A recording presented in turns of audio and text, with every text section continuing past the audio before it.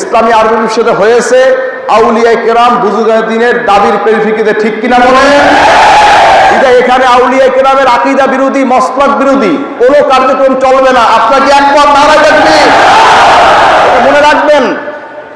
আমরা আহলে সুন্নাত ওয়াল জামাতের অনুসারী, মাযহাবের অনুসারী, 4 তরিকার পীর মাশায়েখদের অনুসারী। হাজিরিন, এইটা জানি আপনারা কেউ মনে করবেন না যে এই আলিয়াতে আমাদের চলতে হবে। হাজিরিন, আলিয়া মাদ্রাসা এখন আছে, একদিন হয়তো আলিয়া নাও থাকতে পারে, আলিয়া একদিন তালাও ঝলতে পারে, ঠিক কিনা কম? কিন্তু আমার পীরে মরহুম দাদা হুজুর রহমতুল্লাহ আলাইহি, আব্বাজান রহমতুল্লাহ আলাইহি আমাদেরকে বিকল্প পন্থা দিনিয়া মাদ্রাসা দেখাইয়া দিয়ে গেছেন। আলহামদুলিল্লাহ, তাদের দাওয়াতে, আমাদের দাওয়াতে হাজার হাজার মাদ্রাসার স্বীকৃতি হইতেছে বাংলাদেশে।